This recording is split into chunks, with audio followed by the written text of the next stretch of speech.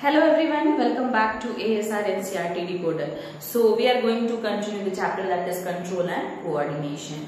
Control and coordination is a chapter which is important for each and every student. It's not a chapter of class 10th only.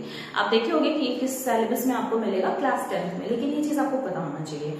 आपको आपके साथ साथ आप चाहे जिस भी क्लास में पढ़ते हो, आप किसी भी तरह की तैयारी कर रहे होते हो, आपको पता होना चाहिए। हाँ, ये बात बिल्कुल है कि हम आपको बायोलॉजिकल लैंग्वेज में एकदम नहीं पढ़ाएंगे, आपको बहुत ईजी लैंग्वेज में पढ़ाएंगे ताकि सब चीज आ जाए दिमाग में। ठीक है, चलिए तो कंट्रोल एंड कोऑर्डिनेशन देखते हैं। क्या है आखिर कंट्रोल एंड कोऑर्डिनेशन? आप किस चीज को कंट्रोल कर सकते हो, किस चीज को कोऑर्डिनेट कर सकते हो?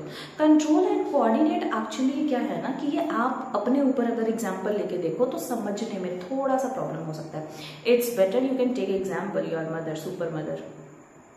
मदर का कैसे एग्जाम्पल ले सकते हो? देखो, she is doing work in a kitchen, okay, and even though she is controlling you.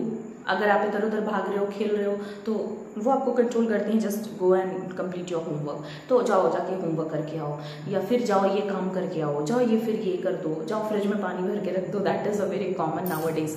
तो कहने का मतलब क्या है कि हर वो चीज आपको मम्मी क्या कर रही है, वो कंट्रोल कर रही है। Why? Because is the head of the family. तो आपके बॉडी का सबसे हेड कौन है? Your brain. So that is controlling your view. तो ये तो बहुत बहुत वेल नोन था मैम, हम लोग को भी पता था कि हमारे ब्रेन ने हमें कंट्रोल कर रखा है। ठीक है, कोऑर्डिनेशन इज व्हाट? कोऑर्डिनेशन क्या है? तो कोऑर्डिनेशन इज द थिंग कि जो क्या कर रहा है, चीजों को एक साथ में सामंजस्य बैठा के कंप्लीट कर रहा है। मतलब ये काम भी हो गया, ये काम भी हो गया, ये काम भी, सारे काम हो गए। तो ये एग्जाम्पल आपको कहाँ मिलेगा? Again come to your mother. तो आपकी मम्मी किचन में काम कर रही है, together with she is doing a work. वो रोटी बना रही है, साथ साथ में उन्होंने सब्जी बनाया है, सब्जी बना रही है, फिर भाग करके नमक लगाना है, भाग करके ये लगाना है, वो लगाना है, वो सब चीज उतने समय में वो एक साथ कर लेती हैं। तो दैट इज कोऑर्डिनेशन। मतलब ये भी काम हो जाए, ये भी हो जाए, ये भी हो जाए, सब हो जाए। ठीक है, तो दैट इज कोऑर्डिनेशन। तो हमारे बॉडी में कंट्रोल तो हमारा ब्रेन कर रहा है, कोऑर्डिनेशन कौन कर रहा है? कोऑर्डिनेशन करने वाली चीजें भी होंगी ना भाई, obviously. So that is your neurons and your hormones. Okay, तो चलिए देखते हैं कंट्रोल एंड कोऑर्डिनेशन क्या है। अब समझ में आ गया कंट्रोल एंड कोऑर्डिनेशन कहते किसको है? टू रेगुलेट योर ब्रेन, और not your brain, actually your brain is regulating you. कहने का मतलब है कि आप किसी भी काम को कर रहे हो तो to control it, to regulate it, and even though उसको टुगेदर आपको सारे काम जो है वो फिनिश कर लेने होंगे कम कम समय में। या फिर आप ये भी बोल दो कि कोऑर्डिनेशन मतलब होता है कि एक ही टाइम पे 3-4 काम कर लेना। That is also a coordination. नहीं, और ऐसा भी नहीं, कोऑर्डिनेशन मतलब कि क्या एक ही समय पे 3-4 काम कर लेना, मतलब तीनों चारों में कनेक्शंस बने होने चाहिए भाई। लाइक हैव एग्जांपल, आपने देखा इफ यू आर फीमेल तो then take example of gupchup, and if you are vegetarian then you can take example of any type of veggies what you like, and if you are non-vegetarian then of course you can take example of non-veg, and me can take example of tea. Okay, तो कहने का मतलब क्या है कि just take example of any object. Okay, आपने वो सोचा एंड यू स्टार्ट सैलिवेशन। आपकी सैलिवेशन स्टार्ट हो गया, आपकी सलाइवा जो है वो रिलीज होनी शुरू हो गई। Your salivary gland is present in 3 different places. जीभ के नीचे सबलिंगुअल, यहाँ पे सबमेंडिबुलर, पैरोटीड। तो ये जो ग्लैंड्स हैं वो क्या सिक्रीट करने लग गए? सलाइवा। क्यों? Because your eyes see that tasty food. आपकी आंखों ने वो टेस्टी फूड को देखा। ये मैसेज गया आपके ब्रेन को कि देखो ये देखने में तो ऐसा गोला गोला सा लग रहा है, इसके अंदर आलू की स्टफिंग की जा रही है और उसको डिप किया जा रहा है इमली के पानी में। ठीक है, तो that is what the brain is calculating कि वन अ डे, या फिर आप ये बोल so once upon a day. Okay, आपकी लाइफ में ऐसा वंस अपॉन अ डे तो होता नहीं होगा, रेगुलरली खा लेते होगे। ठीक है, तो वो खाया था मैंने, बहुत यमी, बहुत टेस्टी।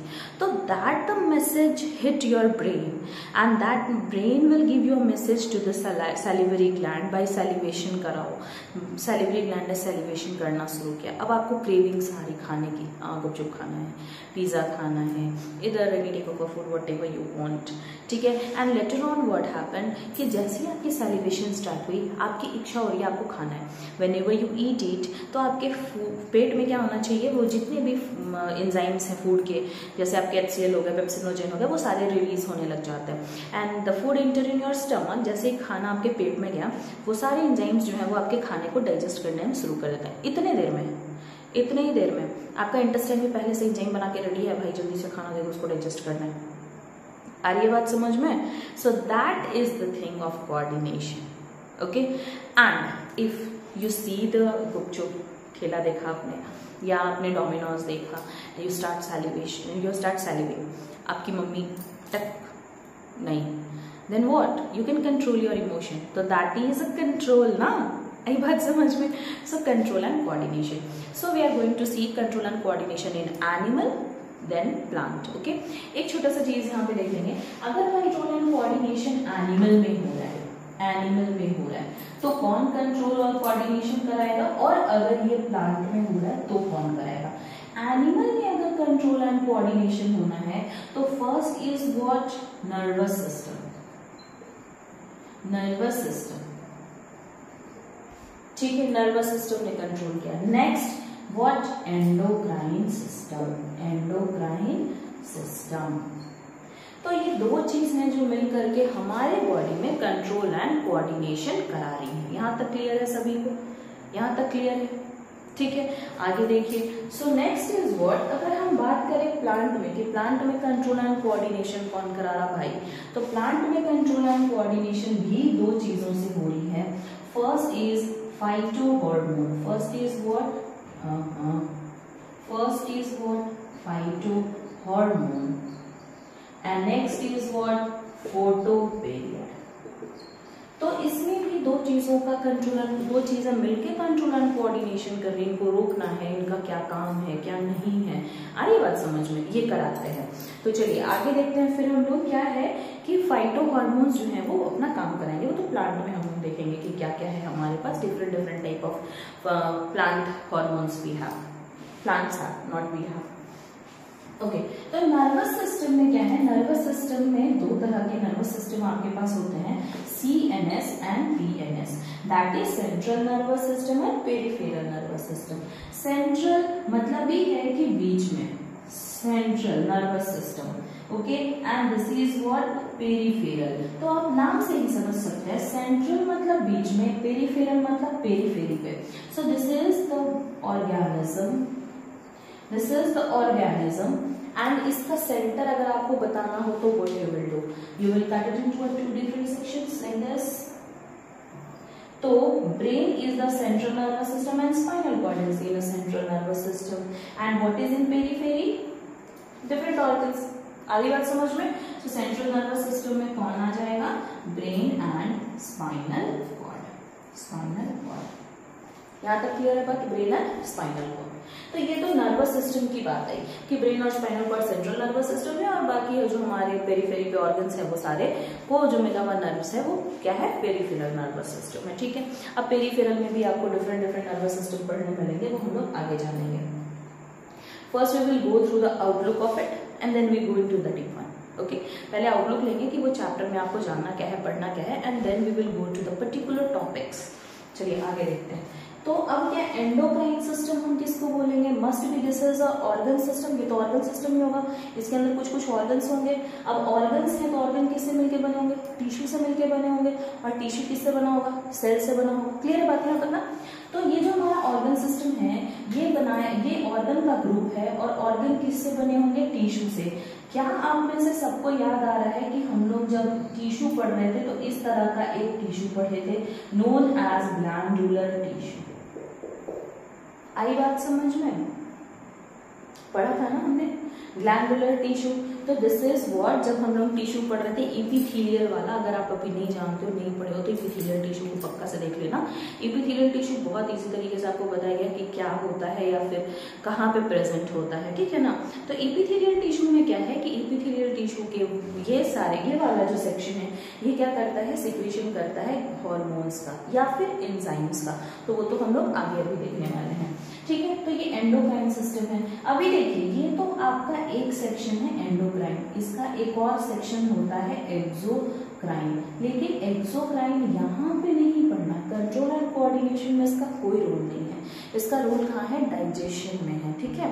इस तो लेकिन ये एक सेक्शन है आपके बॉडी का सिक्रीशन एंड एब्जॉर्प्शन से पार्ट का, तो इसको हम यहाँ से हटा देते हैं, तो that we will read it later, ठीक है। चलिए, तो ये एंडोक्राइन सिस्टम हो गया। एंडोक्राइन सिस्टम मतलब एंडोक्राइन सिस्टम ने क्या रिलीज किया, हार्मोन्स रिलीज किया, हार्मोन्स। अब प्लांट की बारी।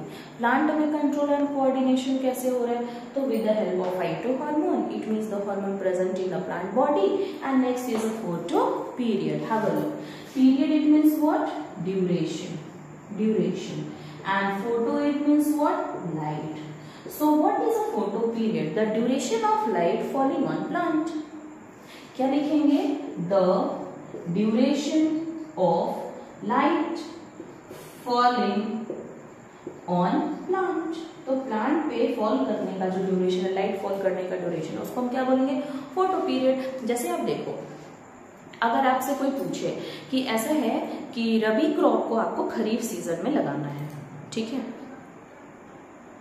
हाँ, रबी क्रॉप को आपको कब लगाना है, खरीफ सीजन में लगाना है, या फिर आप ऐसे, हाँ यही कर सकते हो, क्योंकि खरीफ सीजन में तो लगाने के लिए उतना ही बारिश तो आ नहीं रही है हमारे यहाँ अब, तो क्या ही फर्क पड़ता है, कभी भी आप लगाओ। लेकिन अगर आपको ऐसा बोला जाए कि चलो ऐसा है ना कि गर्मी का समय है, तुम धान लगा के दिखाओ, धान उग जाना चाहिए, तो आप क्या बोलोगे, उसके लिए पानी चाहिए होगा, ठीक है, हम अवेलेबल कराएंगे, हम ये श्योरिटी लेते हैं कि जिस खेत में आपका धान होगा वहां पे कभी भी पानी सूखेगा नहीं, हम भरते चलेंगे उसको कंटिन्यू, पानी की अवेलेबिलिटी तो पूरी हो गई ना भाई, ठीक है ना। तो धान तो हम लोग गर्मी में लगाते नहीं है, धान तो हम लोग सर्दी में लगाते हैं, खरीफ क्रॉप है ना वो, तो गर्मी के समय में लगा दिया, उसकी फर्स्ट रिक्वायरमेंट क्या है, वाटर, वो हम लोग प्रोवाइड करा दे रहे हैं, वाटर उसको मिल जाएगा, तो क्या वो धान में फल आएगा, नहीं। Reason is the duration of light, क्योंकि धान को बहुत कम समय तक की रोशनी चाहिए, ज्यादा समय तक अंधेरा चाहिए होता है। लेकिन वही धान अगर हमने लगा दी है गर्मी के समय में, तो क्या होगा, जब गर्मी के समय में लगा हुआ धान है तो पानी तो अवेलेबल है नो डाउट, लेकिन जितनी ज्यादा ड्यूरेशन उसको लाइट की मिल रही, उतने ड्यूरेशन के कारण उसके हार्मोन्स इम्बैलेंस हो गए हैं, उसके कोऑर्डिनेशंस बिगड़ गया है, उसको कब ये पता ही नहीं है कि कितने देर तक हमको अपनी हाइट बढ़ानी है, कब मेरा एपिकल मेरिस्टेमेटिक डिवाइड करता रहेगा, कब उसको डिवाइड नहीं करना, कब उसको फ्लावर्स में चेंजेस, जो हमारे लीव्स हैं वो फ्लावर्स में चेंज होंगे। अच्छा, ये बात पता है ना कि लीव्स ही फ्लावर्स बनते हैं, that is a shoot, stem है आपका, फ्लावर जो है वो एक्चुअली में सारे लीफ एक जगह कोलैप्स कर जाते हैं तो वो फ्लावर बनता है, that is a different thing, we will learn in later. Okay, तो क्या है कहने का मतलब कि जब उनको फोटो पीरियड प्रॉपर वे में नहीं मिलेगा, सही समय पे जितना ड्यूरेशन को चाहिए लाइट का उतना नहीं ड्यूरेशन मिलेगा, तो इस वजह से उनकी क्या होगी, जो प्रोडक्शन है वो कम पड़ जाएगी। अगली बात समझ में, तो प्लांट में कंट्रोल एंड कोऑर्डिनेशन करने के लिए दो चीज है, वो कौन कौन है, phytohormone and photoperiod. Phytohormone it means hormone present in the plant body, and photoperiod is what, the duration of light falling on plant, ठीक है। यहाँ तक डन है हमारा एंडोक्राइन सिस्टम। हमारा जो है, हम लोग को एंडोक्राइन सिस्टम के लिए क्या पढ़ना है, ग्लैंड्स पढ़ना है। शायद हम ग्लैंड्स पढ़ा रखे हैं आपको कि ग्लैंड में हमारे पास दो तरह के ग्लैंड होते हैं, एक्सोक्राइन ग्लैंड और एंडोक्राइन ग्लैंड। वो ग्लैंड जो अपना सिक्रीशन सीधा खून में देते हैं वो एंडोक्राइन होते हैं, और वो वाले जो हमारे ग्लैंड हैं जिनके पास अपना डक्ट है, जो अपने सिक्रीशन को खून में नहीं भेजते, वो जहाँ जरूरत है वहां पहुंचा दिया, तो that is known as exocrine gland. और एक्सोक्राइन ग्लैंड की सिक्रीशन जो होती है, जो बनती है पानी जैसा, लिक्विड जैसा, जो कुछ भी वो बनाते हैं, that is known as enzyme. और वही चीज अगर बना रहा हमारा एंडोक्राइन ग्लैंड, तो that is known as hormone. हमारे बॉडी में प्रेजेंट वो क्या कहलाएंगे, हार्मोन कहलाएंगे। क्लियर है बात यहाँ तक, ठीक है। तो एंडोक्राइन सिस्टम जो है वो कैसा है, डक्टलेस सिस्टम है, इसमें अपना डक्ट नहीं है। अब भाई अपना रास्ता है ही नहीं, तो फिर ये किसका रास्ता इस्तेमाल करेंगे, हमारी बॉडी में चलने वाला एक बहुत पॉपुलर रास्ता है, दैट इज ब्लड। तो वो ब्लड का इस्तेमाल कर सकते हैं, अपना सिक्रीशन को उन्होंने ब्लड में दे दिया, भाई तुम जाओ पब्लिक ट्रेन से जाते रहो, ठीक है, कोई पर्सनल ट्रीटमेंट नहीं। बट एंजाइम्स का पर्सनल ट्रीटमेंट है। हम लोग जब ग्लैंड पढ़े थे तो हम लोग देखे, जैसे देख लीजिए एक example, suppose that what, this is your gland, which one, liver gland, okay, liver है तो लीवर का जो सिक्रीशन है वो इस डक्ट के थ्रू जाएगा, कहाँ पे जाएगा, जाके डिओडेनम सेक्शन में मिल जाएगा। डिओडेनम नहीं जरूरत थी, मिल गया है ना। अगर हम बात करें पैरोटिड ग्लैंड की, तो ये हमारा कान के पास पैरोटिड ग्लैंड है, इसका सिक्रीशन माउथ में आ गया, जहां जरूरत थी वही गया। ये देखो उसके पास डक्ट है ना, यही बात समझ में। लेकिन डक्ट नहीं है जिनके पास, उनका सिक्रीशन कैसे आएगा, ब्लड कैसे आएगा, जब बॉडी में ब्लड के थ्रू। क्लियर बात, so that is hormone. Okay, so in later next video we will learn later on. Okay, next topic. Okay, yes, I remember one more topic was there, I will clear it out now. Thank you.